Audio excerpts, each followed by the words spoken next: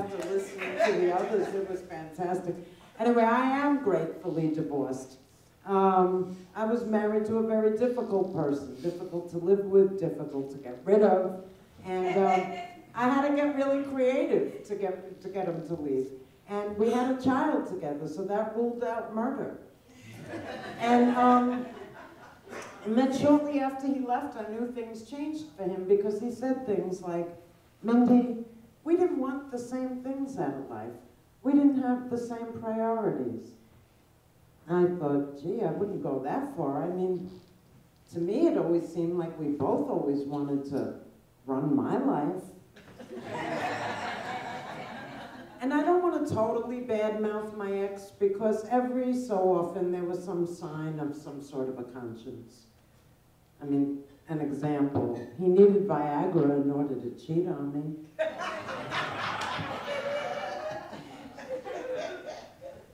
And the odds were against us. It was a mixed marriage. He was male.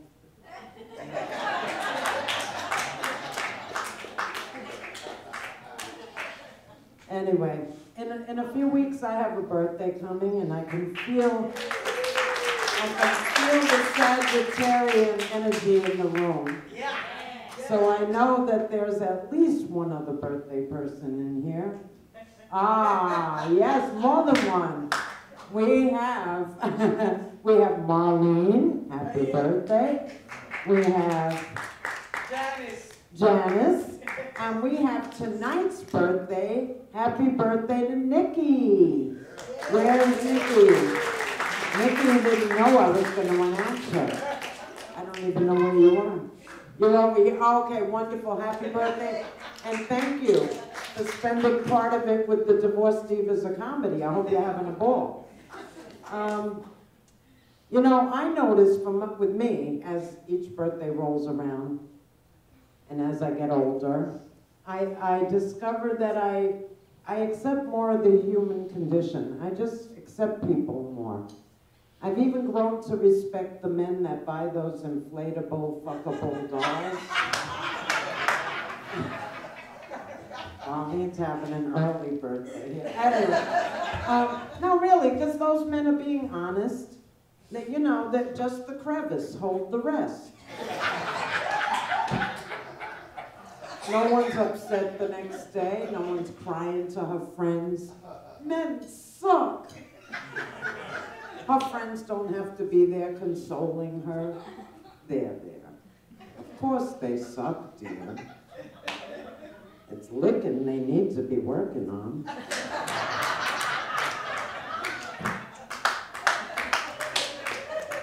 All right, so half of you like that, the other half are offended. My suggestion is you can take notes. I mean, you know, you might want to take notes tonight. It's not mandatory, but if the woman you're with laughed at that last thing, just a suggestion. Okay. I hear my coworkers laughing. I gotta face them on Monday. Anyway, yeah, when I'm not here doing this, I teach adults who didn't get to finish their basic stuff. And I'm basically the me you see here. I'm basically that person in the classroom. Of course, I don't say pussy in the classroom, but let's just say they wouldn't be shocked to know I have one. You know? We're that comfortable. So they tell me things. And one of my jobs, I heard that their other teacher got real upset with them for being absent and yelled at them. These are grown people, right? And said to them, and looked up the records and said, you attend Mindy's class. What does she do in her room? And each day I'm hearing some student telling me, what does she do in her room? That they would ask them, what does she do in her room? So I thought, oh my God, the students shouldn't have to hear that just for showing up. But I didn't know what to do. Do I go over to this person? What do I say? Relax. Other than the free cocaine and lap dances, there's nothing so special I do in my room. I mean, of course, Fridays are very well attended, but Fridays are touch a teacher's titty day. What do you expect? What do you expect?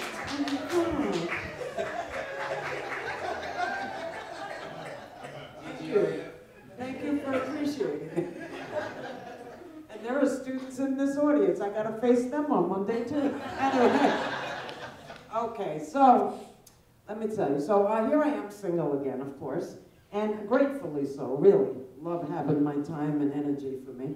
Anyway, so I go out, and of course, you know, I do get into conversations now with men that I possibly wouldn't have before. And, you know, I notice not a lot has changed. Like, I mean, I've grown, but it seems like nothing really has changed. If I don't do this a whole lot, a lot of men just assume I'm a lesbian. Now, if that's all it takes, sign me up. I'm a lesbian. A virgin lesbian, but whatever. I mean, yeah, remember that on Monday. I'm a virgin lesbian. Oh, man. So, I think I've been out of the loop too long because, you know, being married a long time, I mean, I guess out of touch. I thought a lesbian, I thought you had to lick pussy to wear that bad. Really. But then I started thinking, what do I know? Really, what do I know? I mean, no one ever expected me to choke on a cock first to decide I was straight. These things just sort of evolve, you know?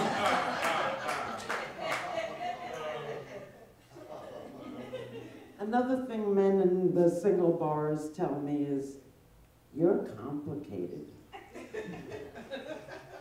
Yeah, trillions of cells here. I'm very complicated, very complicated. And of course, you know, then I have to remind myself, don't get defensive, Mindy. Just refer him to the Amoeba dating website. He could meet his dream girl. We can all be happy.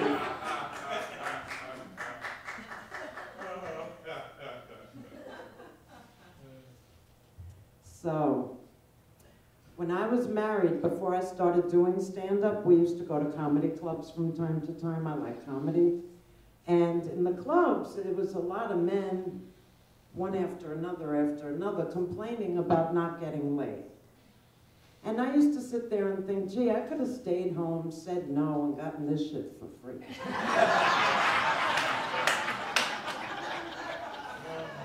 And one night, this man wasn't just complaining, he was ranting and carrying on about women and some 3-date rule and how it's just women playing games with the pussy. And I sat there thinking, am I the only person in this room who hears what's so wrong with that sentence? I mean, you can have the moon, you can have the universe, but it's not the pussy. I know, now I sound like a teacher, right? But this is where a little personal pronoun conveys so much. It's her pussy.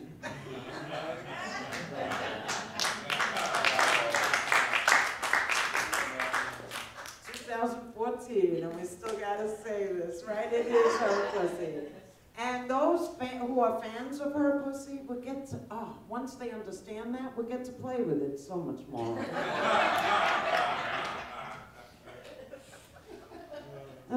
People. So, let me share with you that maybe a couple of weeks after starting to plan this event, I went and took a flying leap, and I fractured a few ribs. And I couldn't believe how much pain I was in, right? But, you know, I was still walking. Everything was fine from here down. It was just the ribs, right? And I was walking, and people don't know, and I'm there in agony. When I went to the doctor, I think they underestimated the pain, because they gave me some weak-ass painkillers, just horrible. And so, and I'm thinking, my God, I needed something strong, something like with codeine, something that could knock me out. So I wondered, I mean, can you get the date rape drug without the rape? Maybe even without the date?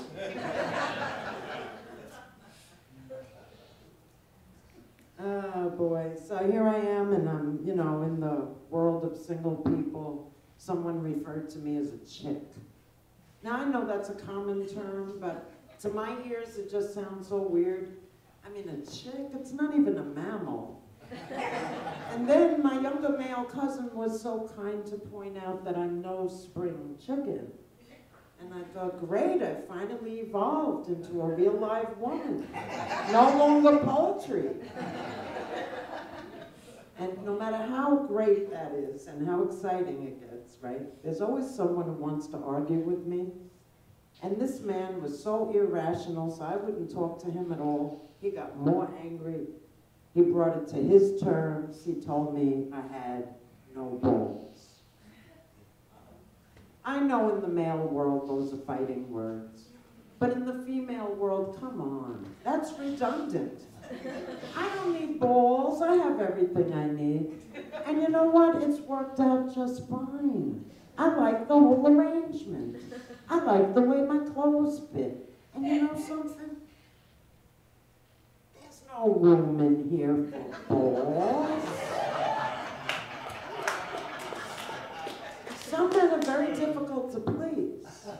They want vagina and balls. How would that even look?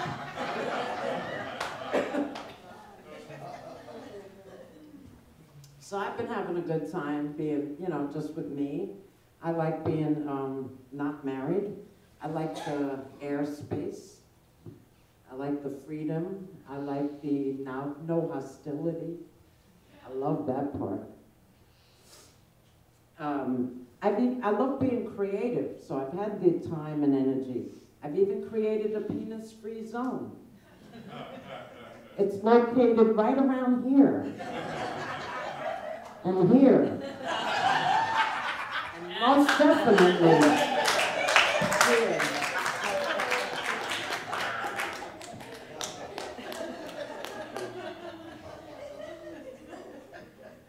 Glad you can appreciate that. Anyway, now in spirit, I feel quite young, but I know I'm not getting younger. I mean, I know that I'm not delusional, but I really never like feeling like the older generation. It just, I can't relate to that. But every now and then something happens and I do feel like the older generation. Like when I walk through the village and I see all those tattoo and piercing parlors and I see them, you know, staying in business and paying Manhattan rent, and I'm like, oh my God, I can't even relate to that at all. Like, and it just seems so painful. And I asked myself, what's really the difference between me and a woman in her 20s? A pierced pussy lip? I mean, I don't know. I mean, it seems like my generation, we kind of understood life was already painful. And, you know, we tried feeling better. We went to therapy, we got high. If you were really radical, you tried liking your vagina. That's quite a thought. Anyway, but I don't want to tell anyone what to do with their body because, you know, I was once the younger generation, I did my stuff, but I personally won't be piercing anything but my earlobes. I mean, it's not a place that hurts. It's not a place that comes, but that's why it's good for piercing. There's not a lot of traffic there. You don't pee out of there. You don't squeeze your earlobes into a tight pair of jeans all day. And so far, I haven't heard of a man who wants to fuck a woman's earlobes. The ear maybe, but not the lobes. Now I'm sure there's some man out there wants to fuck a woman in the ear. Because then he could proudly tell his friends, I fucked that bitch's brains out. I know how they think. But anyway, like I said, I was once the younger generation. I was mainly raised by my grandmother. So there was a lot of generation gap there. And we had a hard time of it. She expected my whole life to be to revolve around getting married. And the way she, she was a product of her time, and the way she measured a man, you all come out terrific. Because you get credit for what you don't do. He doesn't hit you. He doesn't cheat on you and drink and spend up the money. What more do you want? I know, that's a little. But that was my life. Anyway, I never, on the other hand, got credit for not physically abusing my man. Never. And I never got credit for them not fucking the neighbors. Never. I never got credit for that. Grandma, no, he doesn't hit me. You know what? He doesn't even cheat on me, and he doesn't even make me suck his friend's cocks. He doesn't stick a gun up my ass either. We should set the date.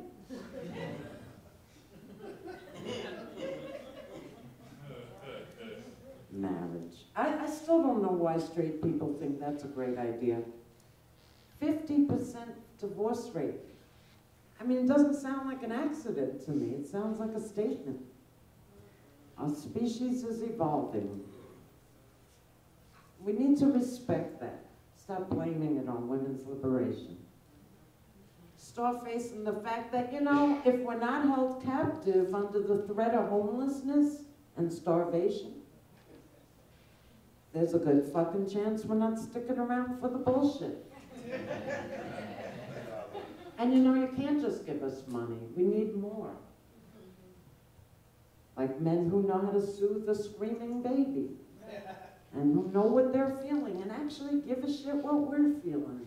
But again, don't get me wrong, because we still want men who lick pussy like there's no fucking tomorrow.